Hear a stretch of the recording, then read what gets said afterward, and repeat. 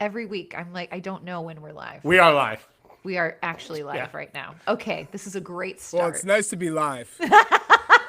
Are we live? What's up, soccer friends? Welcome to Kickback Committee Happy Hour. Oh, we've got a good one today because our good friend Charlie Davies is joining us.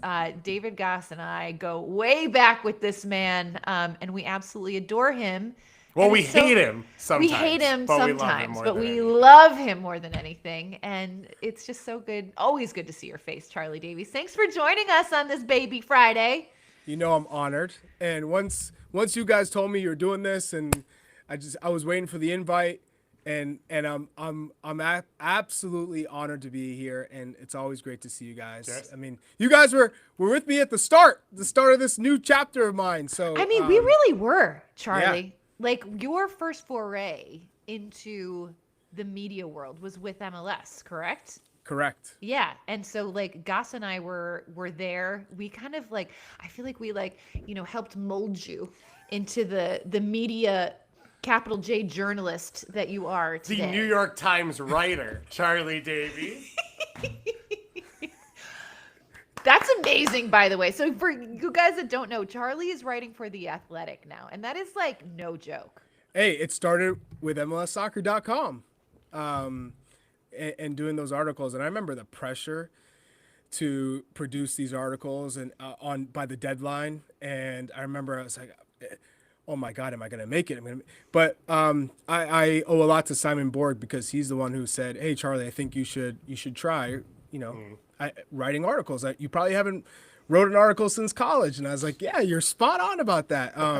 But I absolutely love it. And it just, I think over the years, you are developing new skills and you work with wonderful people and your confidence grows. And I just felt like this would be a good moment for me to jump back into writing.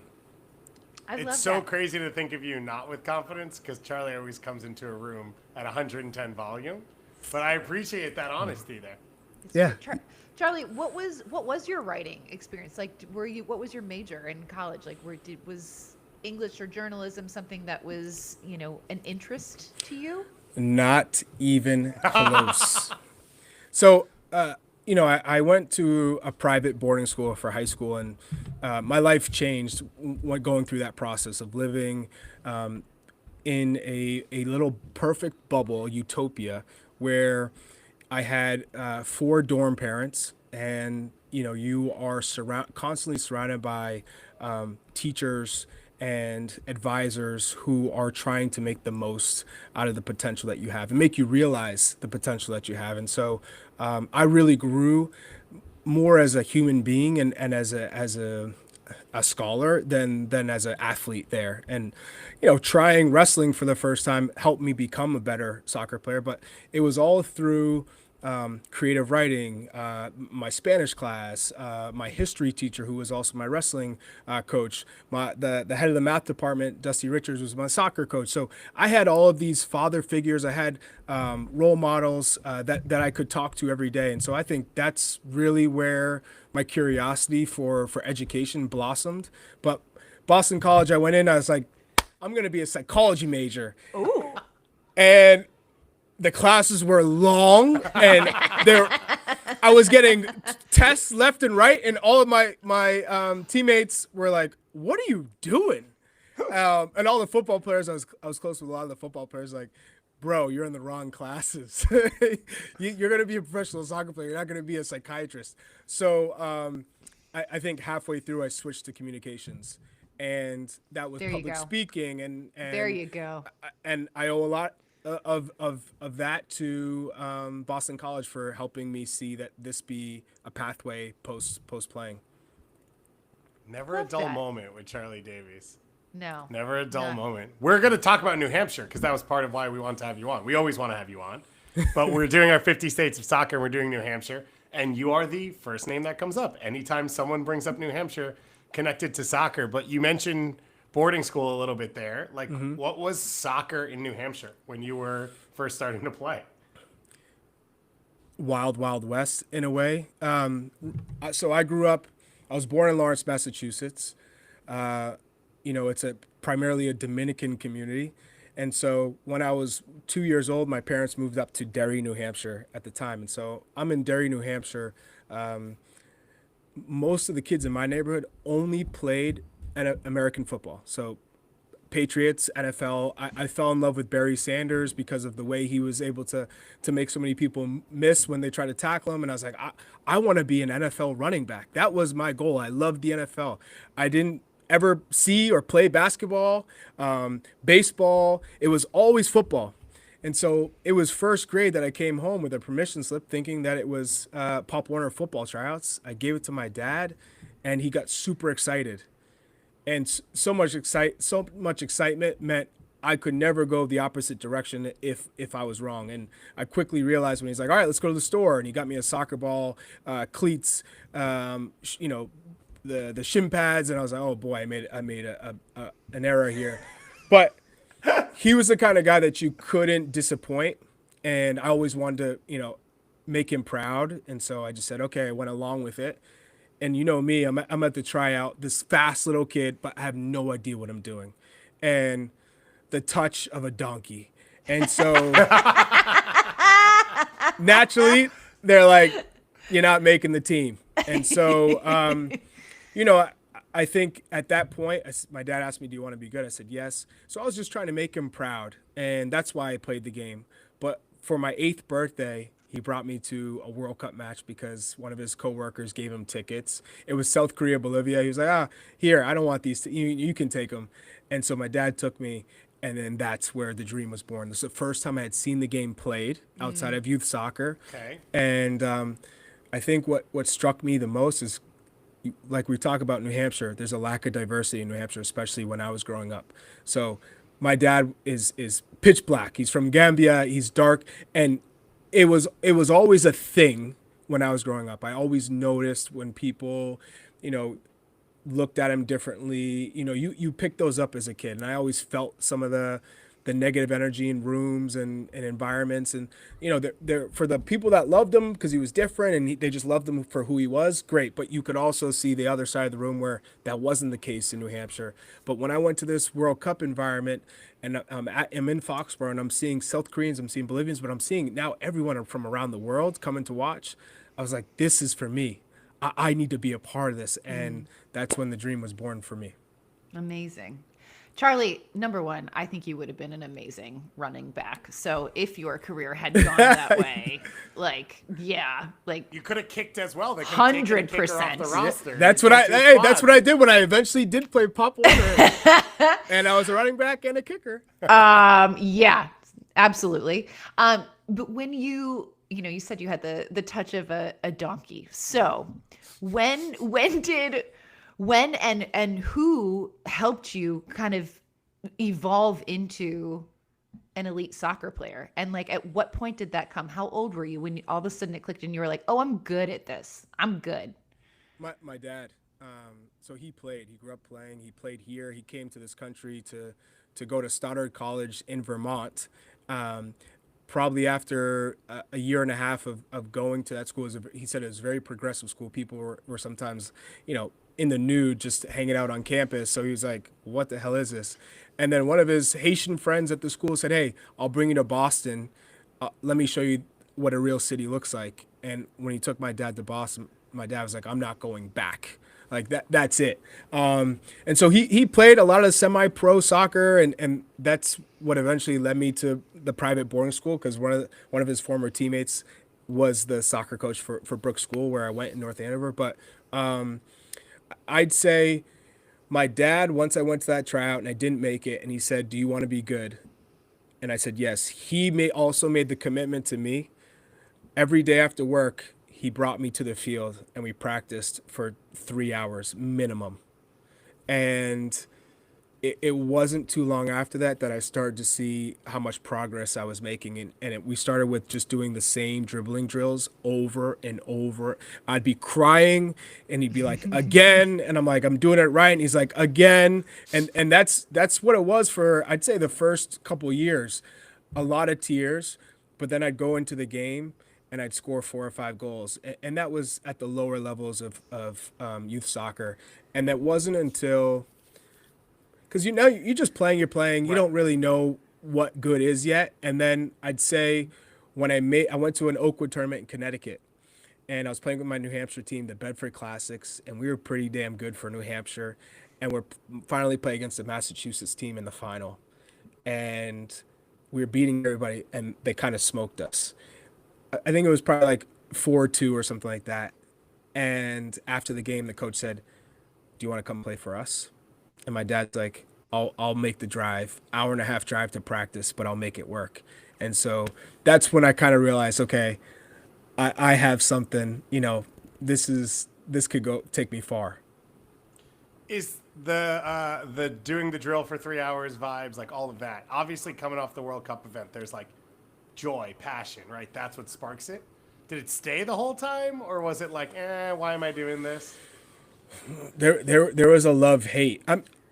For me, I think ever since I was little, I enjoy working hard. I enjoy training. I love beating myself up. I don't know why. It might be like I'm a little sick in the head in terms of like my dad's making me run. So every day after school, picture this: I'm in third grade. So we moved to Manchester, New Hampshire when I was in third grade.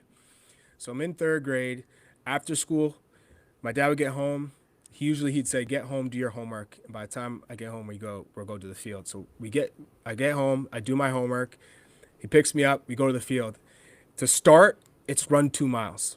And it's like a big block that I run. So now I'm running every day, and I'm seeing all classmates, kids I go to school with. They're outside in their front yard. They're riding bikes, whatever. And like they'd see me every day just running. And they're like, "What the hell?" And then if you didn't see me then, you definitely saw me at the high school field, which is dead center of like where all the schools are, on the grass, just practicing for hours with my dad and dribbling, shooting. And after every practice, he'd make me run the hill. And there was like this hill that I'd run, and I'd do sprints up the hill. And usually I'd have to do 10, maybe sometimes 20, but usually 10. And that would be it. But I would do that Monday through Friday, every week for years. For years, I would do this. And then I'd play on the weekend. I think New Hampshire Soccer Association probably despises my dad in a way because he had me play for 4 or 5 different teams a week. Like, so I was constantly playing games. Man. And in the winter and indoor, I played on 5 different teams. And I loved it. I might as well have had a bed at the indoor facility in Bedford, New Hampshire. But I absolutely loved it. And to be honest, we lived in a tiny apartment. My mother had a mental health disorder. They diagnosed her as schizophrenic, but she has a severe bipolar disorder. My dad had a drug addiction that it was one of those drug addictions he could control when he needed to. And so sometimes we didn't have money. We're poor. We're welfare. So I wanted to be outside of my house. So if that meant practicing for 3 hours a day, guess what? That's 3 hours I don't have to think about being at home. So that's kind of what drove me. And then it was once ODP started and I started making the regional team, then you're thinking, okay, I can play college soccer, D1. You're not even thinking about pro. That's obviously the end goal, but you're not thinking about pro soccer at that stage. Charlie, what was the soccer scene like though? Was because I feel like it was, like you mentioned, like it's like Patriots Nation, like it's NFL. Like, were there good players? Were you an anomaly in the area of like a kid who had just had superb talent in this particular sport? Like, what were your teams like? Were they any good? Yeah, well, I'm sure like most other places in the country, it was a suburban sport. It was mostly white kids, and I wasn't as skilled early on. I was just playing the game. Soccer wasn't big. Pop Warner football was. Baseball was massive. Basketball was massive. But there wasn't a large population of kids playing. But there was definitely a lot of committed soccer players, I'd say.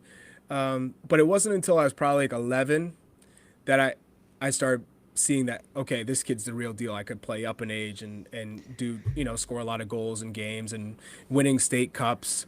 But soccer was was interesting back then because it wasn't. It wasn't. There weren't like diehards, you know. It Yeah. felt like a cult sport in a way. No, there was no school teams like up until high school, but you know, you weren't cool if you played soccer. So So you when were I a was, black kid playing soccer, which didn't really exist. which did not exist. There weren't many black kids anyways, but certainly Yeah. you're throwing in a black kid to play soccer. Yeah. It wasn't happening. So in elementary school, they used to say, "Oh, you're a soccer bunny if you play soccer." Like that was the coined term. Like a snowboarder, right? Isn't that the phrase they use for ski bunny? Isn't that a phrase? I just made that up. Snow I may have made that bunny. up. I think it's a Yeah. snow bunny, but Okay. yeah, they called me soccer bunny. So then I felt Because okay. you were soft. Well, yeah, and so I said, then I'm gonna beat you in. Like we played Nice. a lot of tackle football, and I was like, well, I'm the best one here, so how can you call me a soccer bunny? You know, like I'm faster than you, and you guys can't tackle me. So that's what drove me to end up playing Pop Warner football. I got to play for 2 years, and I did really well. But essentially, it wasn't the cool sport to play as a kid in New Hampshire. So you left for prep school. Like, do you think you could have made it to where you did if you hadn't? I always think about that. I certainly wouldn't have had the brain I do. The education was just so incredible. I think I really would have struggled with my home life with my parents if I was in school in New Hampshire, which would have meant I would have gone to Memorial Public High School in Manchester, New Hampshire, which I lived a 5-minute walk from. But They've got a whole of 4 state championships that they didn't win. yeah, They're waiting on you for. I remember practicing with them in the summer a couple of years when I was in 7th and 8th grade. You know, the high school team would be practicing, and I would just, hop in with them. I'm like, all right, I'm playing with older kids. This is good for me. And the coach would always be like, hey, you're coming here, right? And I knew I was going to prep school. Yeah. And I was like, yeah. And then finally, 8th grade, summer, I was like, I'm not going here. I'm out. But, I don't think I would have gone as far as I've gone if I didn't have that education behind me. It really set me up for success, mostly off the field than on. We can skip college years because BC, no one cares. But Fly, Eagles, fly. Disrespect. when you kind of, and there's a conversation we've had a bunch on Soccer Wise. I know you're talking about stuff like this all the time. Like we don't really want to talk national team because we know you're doing it 4 days a week or whatever it is. We're doing it twice a week. It's enough. But one of the things that I always admire about people that came your generation is like there was personal responsibility you took with your career. You chose to go places and figure things out on your own. Yeah. While you did that, were you like, when people asked, do you say I'm from New Hampshire? Like, was that part of it for you, carrying that flag a little as kind of the only person doing it? I carried that New Hampshire flag for a long time, but I will tell you, when I left Boston College to go to Europe, and you got to say New Hampshire, and people are like, where's New Hampshire? What's New Hampshire? Yeah. So I got used to saying just Boston, and that's what a lot of people typically say. The Because you say, default. I don't want to have to Yeah. go through this whole explanation or people being so confused. Just say Boston, and everyone knows Boston. Hey, Boston Red Sox, Boston Celtics.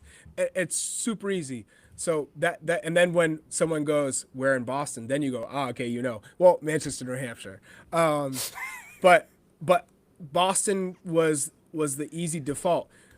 The funny thing is, over time, I married someone from Boston. You go to Boston College. I married somebody from Boston who went to Boston College, who was born in Boston, whose parents were born in Boston. Then my own kids are born in Boston. And now I basically live in Boston, and I've been there, since 2013. So now I've been in Boston longer than New Hampshire. So when people ask, like, where are you from? It's a hard question. I say Manchester, New Hampshire when I'm here, but ultimately I think, it's like I'm a Bostonian now. But literally, when I think of my story, I always say New England. Yeah. Because, like, my first national team, or my first camp that led me to a national team camp, it was a tournament in Maine, a beautiful tournament. St. Benedict's Prep organized it. So it was the Region 1 ODP team, St. Benedict's, Tawichi from Bolivia, Sao Paulo from Brazil, and I think the Kaiser Chiefs from South Africa. Incredible. So you have all these, and I performed extremely well. I was playing with Mike Grella. We were the two forwards. Nice. And from that camp, our coach was Bob Jenkins, an incredible guy. He's a Vermonter. He lives in Vermont. He called me up to the U18 national team when he got that job. So I think of Maine in that instance. New Hampshire, that's where I cut my teeth. That's where I was, really grinding and where I learned the sport. Massachusetts, that's what took me off. That's what elevated me and exposed me to the world's game. Connecticut, it's the tournament that got me into Massachusetts youth soccer. And Vermont's just cool. Vermont is cool. I know you love Vermont, but I didn't get to experience Vermont until my kids were like, hey, let's go ski at Stowe. All my friends are going to Stowe. And now we love Vermont. Adam Pfeiffer's out there, BC guy, running the Vermont Greens. So I have a soft spot for Vermont. Okay, So- I got a question first Okay. before we move on. Charlie, I lived in Norwalk, Connecticut for 2 years when we were doing morning footy, the CBS studios in Stamford, Connecticut. Was I in New England when I lived in that area? Because I still identified, when I was there, I identified more of like a New York City tri-state area person.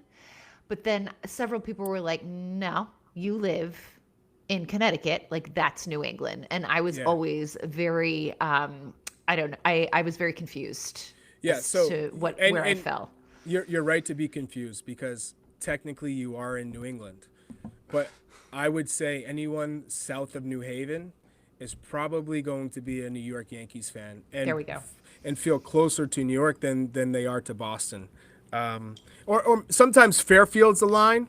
It could be south of Fairfield, but I would say New Haven typically is the line. And if you're north of New Haven, you're Boston. And think I feel about a little better. A lot of people that work in New York and live in Connecticut, they lived exactly where you lived, so Yeah, they're still commuting. Like Yes. people were still commuting from Norwalk. So that's Yeah. where I was at. And I would I don't know why, like I have no problem with New Englanders, but I was just like, no, like I'm still a New York City person. Like this is not, it didn't feel right to me, Charlie. No, So you were thank right. you. You were right. You were right. Thank you for making me feel better. Let me ask you this. You brought up Vermont Green, who are, I don't know if you know, USL2 champions. No, I didn't know. Yeah, so you're welcome. I could probably grab a shirt if you need one. Yeah, me too. I was so mad when they were sending you stuff. I was like, no, you can't. He can't get everything. My point being this. We see this, right? And then Portland Hearts of Pine come out. So next question for everyone, because we're going through New England. Ooh. Is there a future for New Hampshire, whether it's USL2, big atmosphere, whether it's pro, whether it's women's, whatever it is? Like, do you think it happens in our lifetime? I do think it happens in our lifetime. I was on the verge of making that happen because, the whole story for me was USL reached out and said, Charlie, would you be interested in creating a new club in New Hampshire? And not only in New Hampshire, in Manchester. And I said, wait, of course. Are you kidding me? You can't do a New Hampshire team without me being involved. Like, let's go. So they connected me to this individual who was a fraud. And so I was a little disappointed in the fact that USL didn't vet that person the way that they should have. And I was thinking that they had. And so naturally, I'm going through all this work of, connecting the club with Nike. And we're talking to Nike executives about kits and equipment and being sponsored officially by Nike. I'm going to some of the best designers in the country. We're talking about, guys who do this for a living, and we're designing logos and kits, and I'm that far into it. I'm talking to potential club presidents, Eddie Pope, Kobe Jones, Gooch. I'm talking Brendan Burke, who's at Hartford. I'm talking to like legit guys, and we're talking about the structure, what's needed for this to be a success. I said, if I whatever I'm going to be involved in, I want to be the best in that space. I want to go for it. And so to do all of that, just to be almost blindsided with misinformation or false information, it was disheartening. And so then I took a pause. I said, it was a great learning experience. I learned a lot in what it takes to build a club, especially a professional club. But I was hurt, and then naturally then you're doubting the USL, saying, "Hey, Charlie, you want to do this?" Or, "Hey, so I took a pause. Then I had people reaching out various times. "Hey, we're looking at New Hampshire for USL." Which I said, "Sure, get all the way down the line, and then let me know." But I'm not doing all the work for you guys just to then for you guys to go, "Oh, we don't have a major investor, or we don't have the investor that fits the USL's guidelines to have an organization." So it's a sad story, but I do think that New Hampshire deserves one. I think the Would it do well? I think it really would. I think the soccer community has grown tremendously in New Hampshire. I go to Revs games. There's a large contingent of New Hampshire fans that are Revs fans that come down, and they always say, "Hey, you do New Hampshire proud." And I said, "You guys deserve your own USL club. That is without a doubt, and Manchester would be the perfect place for that." I think it just comes down to getting some of the bigger parties interested in New Hampshire, because I even spoke to Governor Cuomo at the time. Not who was it? I spoke to the New Hampshire governor at the time. It wasn't Cuomo. It was let me look, because I'm trying to do a little for you here. Chris is gonna come to me. Chris Sununu. Sorry, Chris Sununu. I even had a conversation with Chris Sununu and said, "Hey, what do you think about this? Would this be great for New Hampshire? Would you back it?" And he said, "Absolutely, Charlie. I would back it. I think this would be great for the youth in New Hampshire to have, role models in front of them that can help them and keep them engaged." And so it was disappointing, but at the same time, I do think there's a future for it. Amazing. We actually have people in the comments. Seth McComber. Yeah, legend. Is watching, and he's Blazing going, Musket. Shout out Seth. Yeah. Sununu. Yes, Sununu. Wait, where are the comments on this? We landed on YouTube. On the YouTube. Okay. Oh yeah, I've got the pop out. No, Charlie, don't worry about it. It's just we're talking privately. Yeah, but I like to see the comments too. I know you do. All right, should we do our little soccer thing though? Then yes. On New Hampshire. Yes, you talked about it. It's grown a lot, Charlie. It has. I love that we brought it up and everyone immediately said Charlie Davies, but also I think we'd like to think that there are other people since you came through that are doing their own thing or are getting there. So we have our 5-a-side, and then we have our list for our scouting report. So for our 5-a-side, do you want me to throw the names we've gotten so far, or do you want to bring them yourself? Well, I want to hear the names that you have who have been associated with New Hampshire. Okay. Because there's not too many people that actually claim New Hampshire, so I'm curious who you think is a New Hampshire soccer player. So the first one we got from everyone was Charlie Davies, so Chuck D. And then we got Rachel Hill, 2-time MAC semifinalist at UConn, currently in NWSL, U.S. Youth National Team. Then I'm not going to hold that against her either, the UConn part. Rachel, actually, she does commentating. She fills in for me sometimes with the New England Revolution when I'm not there. Oh, no way. Yeah. I did not know that. That's there cool. You go. There you go. Now we're learning stuff. So we have Josh Bauer, who's part of this UNH crew. Now there's UNH had a ton of really successful years. Chris Pinkham as well. Morgan Andrews, who played in NWSL for a couple of years with the Boston Breakers, and OL Reign. And then we got Colby Quinones out of the Revs Academy, who played almost 90 times for Revs 2, full Puerto Rico international, and now is on Portland Hearts of Pine. And then I put one in here that I remembered from talking to you back in the day, which was Generation Adidas signing Siad Haji, who came from Somalia, ended up in New Hampshire. And I remember one time being San Jose Earthquakes. And I was like, no one's from New Hampshire. And you were like, Siad Haji. Like, you said it immediately. And I was like, okay, cool. There we go. And those are the names we've gotten so far that we're supposed to whittle down to 5. But we're also open to ones that we don't know. Yes. Okay. So Connor Casey was born in New Hampshire. Yes. We did put him on a Colorado list, which may have been incorrect. We didn't ask him. Yeah. I know he played for the Rapids, but It seemed like he moved there in his life. Let me make sure I have that right. But Yeah, he's but- from originally Dover, right? yeah, I don't think he grew up in Colorado though. They claimed him very hard, so let me make sure They did that claim I'm him right very about hard. this. He moved to Colorado at the age of 5 is what Wikipedia says. All right, well that counts then. He's a Colorado guy. Yeah.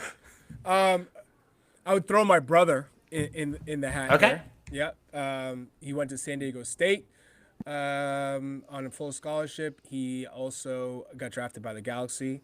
And that was the Galaxy that had won MLS Cup with Beckham and Keane and Donovan. So I will give him a shout in the top 5 for New Hampshire. Rachel Hill is a great one. I think she is definitely top 5. You know what's funny is Josh Bauer. I was calling those games with the ACC network when he was there because UNH, their coach, did a great job. He's at NC State now of,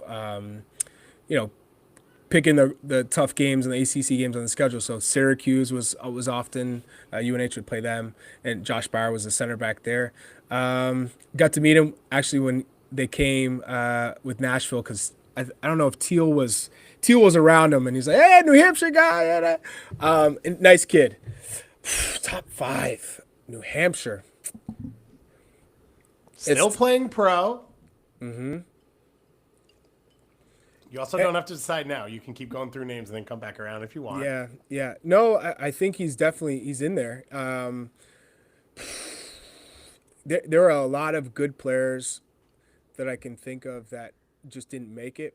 Yeah. But had the potential to or the talent to, and they just, for whatever reason, whether it was distractions, whether it was just the league or the opportunities weren't like they are now. But let's throw Josh in there. So that's at 4. Mm-hmm. Mm-hmm. Yeah. 5. Oh, the OG in New Hampshire, and anyone who's a true New Hampshire soccer fanatic, Ben Brewster.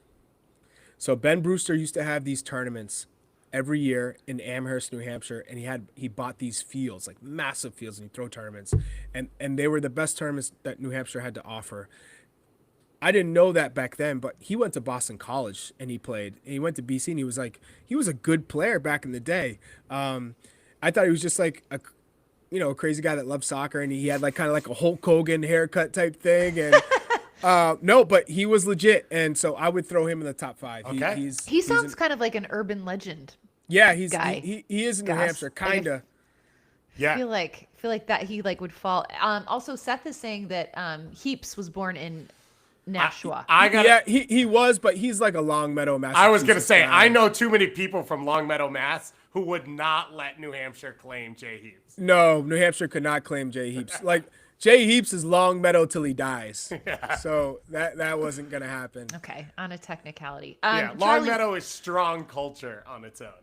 What about hallowed ground in New Hampshire? I don't know, maybe one of the more iconic places that either you've played or that is just sort of synonymous with soccer in New Hampshire. So in Nashua, New Hampshire, Mines Falls would be a place that they always had big tournaments. So it was either a Ben Brewster tournament or Mines Falls. So Nashua World Cup was the club back in the day. So you had Nashua World Cup, you had Nashua Cobras. So those are the 2 big clubs in Nashua, New Hampshire, and they always had this massive tournament at Mines Falls. Then Rock Rimmon was Manchester, New Hampshire's little soccer facility, but it's not really hallowed ground. Keene State would have all the New Hampshire ODP practices, so I remember going all the way up to Keene State, so it's like northern New Hampshire, just above Concord. And then Seacoast is probably what everyone thinks of New Hampshire now, because Paul Willis developed Seacoast, turned it into a powerhouse. They get all the most talented kids in New Hampshire, and it's right on by the beach, and it's a beautiful place to live in New Hampshire. So those are the three probably like the biggest areas when you think about soccer in New Hampshire. You mentioned playing indoor and like all of that stuff. I still have this dream of like one day we'll have this U.S. where half the country has Unreal Technical in the north and just plays futsal all the time, right? Like that should be the setup of the pitch of why soccer can work in these cold places is because we should have futsal facilities everywhere. This I'm telling you right now, Suze, Goss, this place was Disney World for indoor soccer. So it might have been the first of its kind or up there, certainly probably in New England. It was a massive space. So we're talking they had 4 indoor fields. Beautiful turf at that time. It wasn't like the Astro turf where there's this place called Dean's Carpet where I think I was in second grade, and I played indoor soccer there, and it was literally like the carpet in your house. And I remember I fell and all the skin tore off my leg. And I was like, well, I'm done. And the soccer balls were big tennis balls, were giant tennis balls. I was like, what the hell is this? So you fast forward a year, this place is created. You have 4 massive, with the hockey boards, but 4 massive fields, turf. And then it had one hardcore, like, field that it was multi-purpose. You could do futsal, but it was also basketball.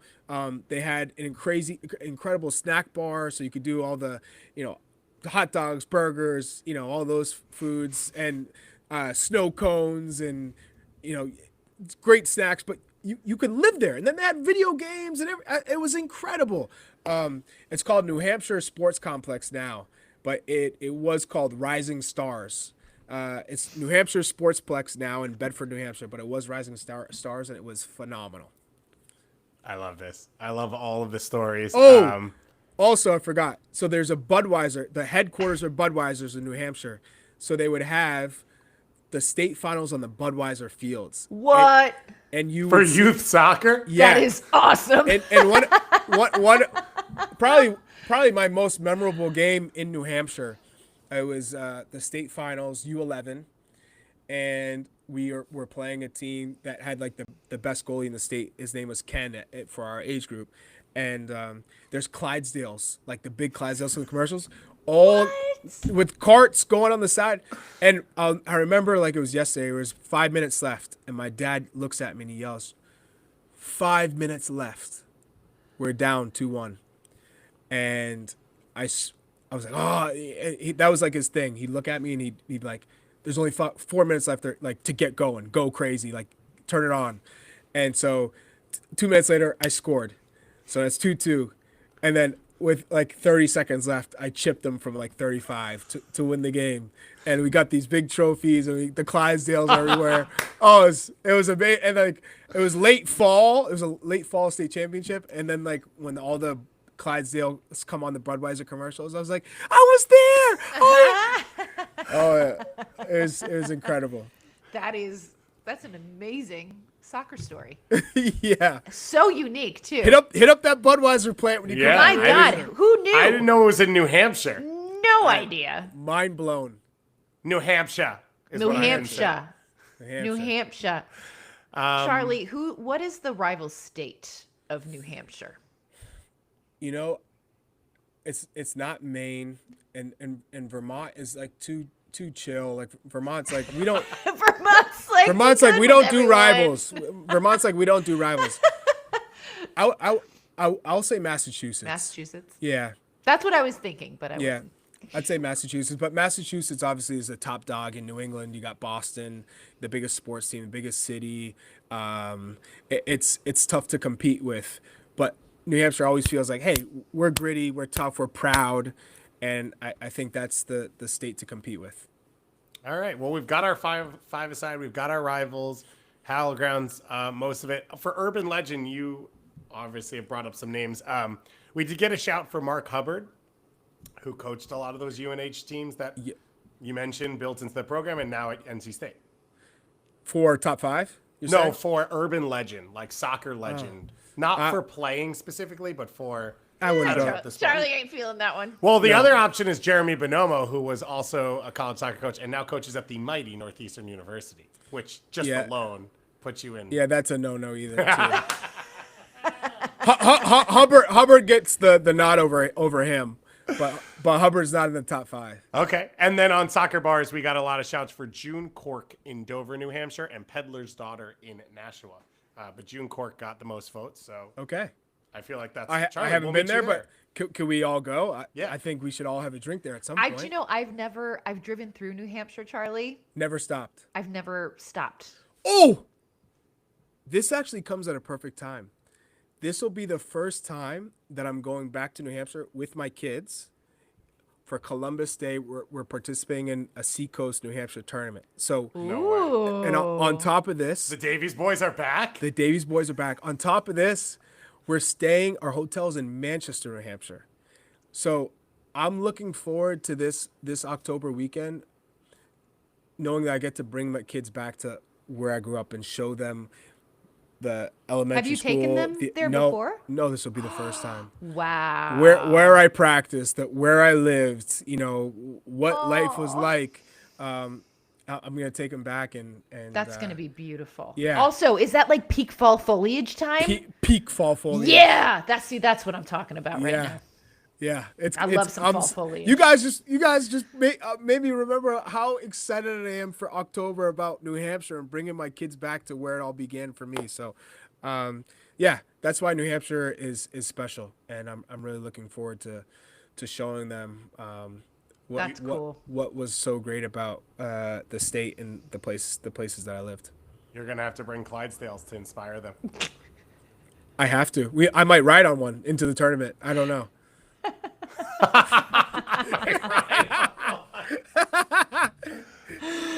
All right. Well, we're going to have to host a USL for New Hampshire party at June Cork in Dover, New Hampshire I'm with here the for Davies it. family and Wait, everything else. so tell me the latest with Knoxville and tell me the latest with Goss in Florida. Like, No. Suze's is more interesting. Not I mine. need to hear both, but let's hear life in Knoxville. How different is it than you expected? What do you do in your free time now? I know your free time's a little bit different now, but how do you take things off your mind? What you're currently battling? You're obviously Yeah. you're in a new spot. Do you ever foresee yourself living in Tennessee? I did not check. Although there was a time when I would really, really wanted to move to Nashville. And Okay. so like that felt more like a path I would go down. Like, Knoxville truly was not on my radar at all.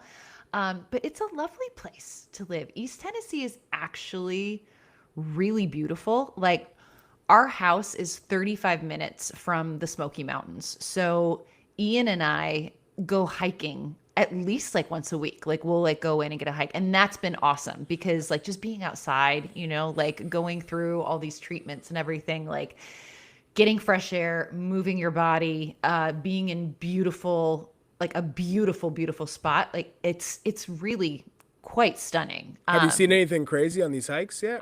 We saw a bear. Oh! Oh yeah. Black bear. Sure did. Love that. Did I freak out a little Yes, bit? Yes, I did. absolutely. Was Yes, it I big? did. Was it? It wasn't small. I'll say wasn't that. small. And so for the black bears are pretty docile creatures. Like they're not aggressive. Oh, I thought they They're were brown weirdly bears. scary. Okay. Brown Yeah, they're- bears are grizzlies are the scary ones. Black bears are skittish. Black Got bears it. are chill. And in the Smoky Mountains, I think they're used to seeing tourists hiking all the time. So this thing was just we were walking alongside this river and he was in the river, either scourging for food. I don't know. But I saw him and then we've got our little backpack with all our supplies and he has a whistle. He packed one of his coach's whistles in there. And he's like, I brought a whistle. And he gets it and he's blowing this thing. And the bear literally looks up and is and then just keeps doing it. Did not care at all that we were there. And then meantime, I'm oh my God. My heart was beating out of my chest. So yeah, it was kind of an adrenaline inducing moment, but it kind of cool. I feel we earned our stripes as Tennesseans. We saw the black bear on a hike. So that was pretty In the rad. Smoky Mountains, They're beautiful. Honestly, it is beautiful here. It is so lush and green. I can't wait to see it in the fall. We live in such a beautiful area. It's like these rolling hills. It's really peaceful. And so I feel like, especially like this time in my life and like what I'm going through right now, like it's not the worst place to be at Do you all. like your neighbors? They kind of keep to themselves, which is great. Like I am so fine with that. Like we'll give the friendly like Yeah, but they're not. wave. They're not coming over for the cookout.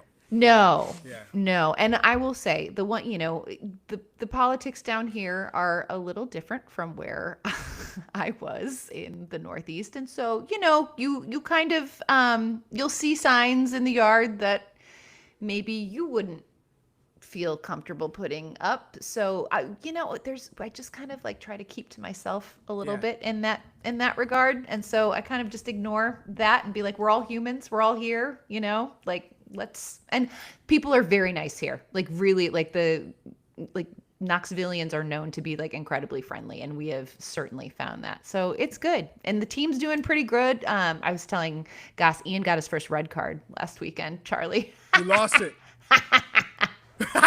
He blew He's his top. suspended. You would have been so proud. You would have loved it. You would have been like, yep, worth it. But, Oh God, yeah. I wish I saw that. Oh, it was good. It was good.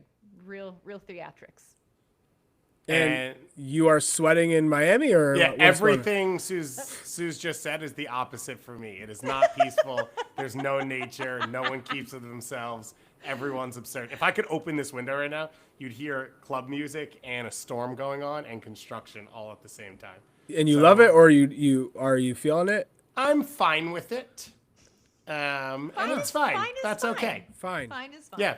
Okay. That's okay. I wouldn't say I'm a Miamian, and I wouldn't Do say... you miss New York? Yeah, for sure.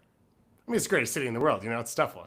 It's second, maybe. Future home of the NBA champions, Here we go. It's a big place, so there tends to be a lot of people there. Yeah. It's hard to say. But no, it's good. When you are cold in the winter, you are welcome to come down with the whole family. thank you And so we would much. love to see you. The weather is great from mid-December through, March? So Yeah, but it is worth It it. doesn't really get cold here until February. No. Global warming. Nice. Doesn't snow here either, so usually just January and February are miserable, and then we're good. Well, then you are welcome to visit in that time period if you would Thank like you. to.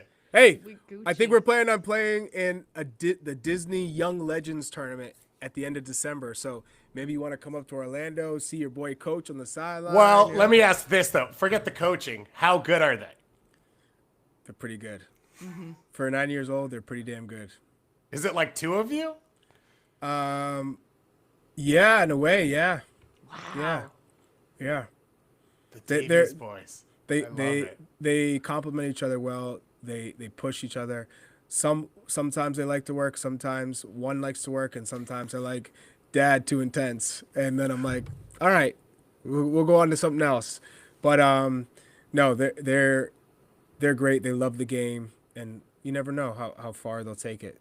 Are they still doing like everything? Because I feel like Yeah. when you and I were working together at Morning Footy, it was like, oh, they're taking like painting classes, they're taking piano lessons, they're learning French. Like I was like, these are true Renaissance humans. Weren't they modeling?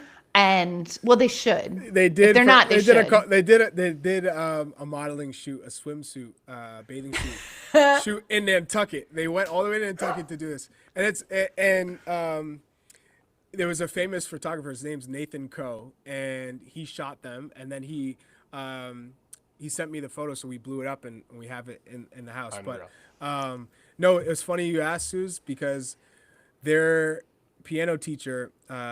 She's an incredible Japanese woman, like, really dedicated. And she left her role at the music conservatory here. But Nina reached out and said, "Hey, are you still doing like private lessons?" Like, and she's like, "Yeah, I'd love to have the boys." So she surprised them today after school. She said, "You're going to go see Miss Meajan again." And they're like, "What?" So yeah, they have piano lessons at 6:30 they're there now. Oh. But I'd say we've tried to give them more free time. So lacrosse, soccer, piano. They brought their band instruments home now. So 4th grade at their school, you're required to pick an instrument for 6 months. So Reese chose the Tuba. Saxophone. Trumpet. Saxophone? Oh, she said saxophone. I have no idea. Clarinet? Clarinet. Clarinet. Okay, Dakota chose the. Drums? You said it. One of you already said it. Trumpet. Saxophone. Sax. Nice. So you're And gonna I have a was, jazz I was band. like, what? Let's go. Yeah. Oh my God, you have a So, little band. Piano doesn't count as an instrument? That's course it does. outside of school. So in school, they have to pick an instrument. And Oh. piano was not one of them. So, yeah, they're doing that. And they always say, Dad, do we have to do piano? I'm like, it's great for your brain. Yeah. You'll thank us later. So Well-rounded boys. I think it's for Nina. It's extremely important that like education comes first. Can we give Nina some love? Yes. Because Charlie's wife, Nina, who is unbelievable, by the way, and one of the like most fashionable, fabulous ladies around, has her own jewelry line now called Strand.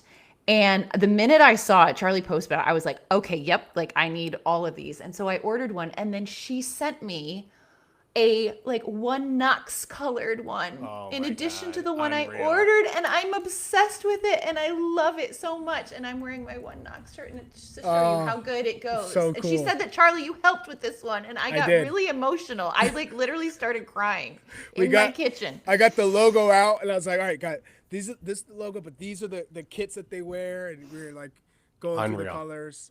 It's so sweet. I love it. Like, you need to tell her how much I love it. I took a picture, and I'm gonna put it on Instagram. But she's so talented and creative. Like, I worship what she's doing.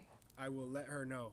Thank you. There was like so they started doing these colors for teams, and then a bunch of Princeton, like the whole Princeton lacrosse team, got them, and then BC, and yeah, so they're killing They're it. doing it. They're killing Yeah, it. Well, this yeah. is Charlie. Thank you. This is so sweet. Like, I was so touched. I'm gonna wear this to, like, every match. I swear to God. It looks great on you. Doesn't it? It's Yes. great. I love Gosh, it. you should get one. You should get a choker. Listen, Get I'm one in. for Meg. Miami Dolphins colors. I don't wear losers. But Charlie, if you want to go the U, Okay. Oh, Inter Miami. You can get there you go. maybe we'll see. You would trade Northeastern for the U. Yeah, that's the kind of guy you are. My mom went to the U. I know, have- but you didn't. So I know it's. We don't have She- a football she's a team, Charlie. Cane. She's a Cane. Yeah, she's a Cane from pre them being good at football. She's a Cane. Actually, the one college football game I had ever been to for 20 plus years of my life was Miami versus Northeastern. Yeah.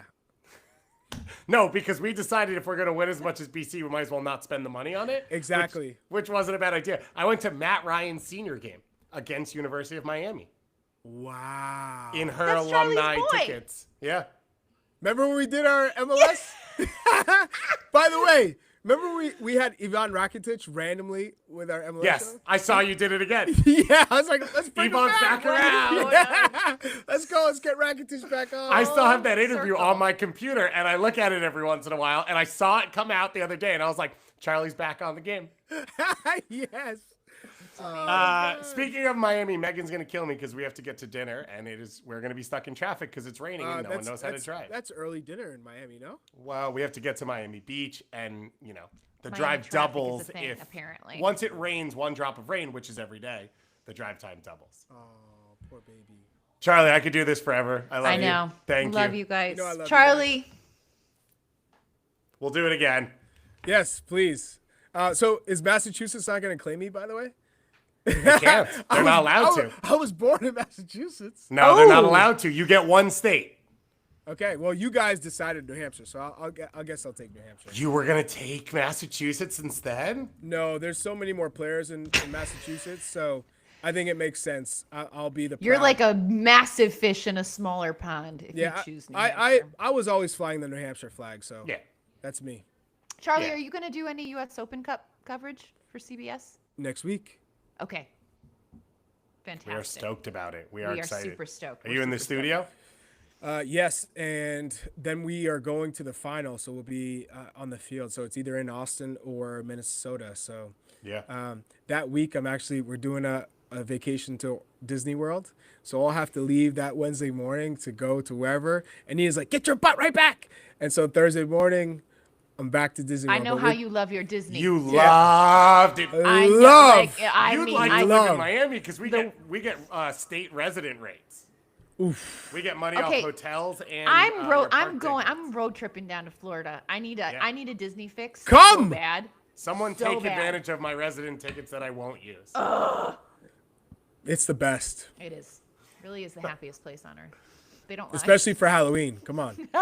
Oh, it's the best. Literally the best. All right, guys. I'm out. It's a pleasure. Enjoy Thanks dinner. for hanging, Suze, everybody. you're the Love best. you, Chuck. I love you. I love you guys. Everyone else, have a fantastic Baby Friday. And Kick back committee, baby. Woo! We'll see you next Woo! time.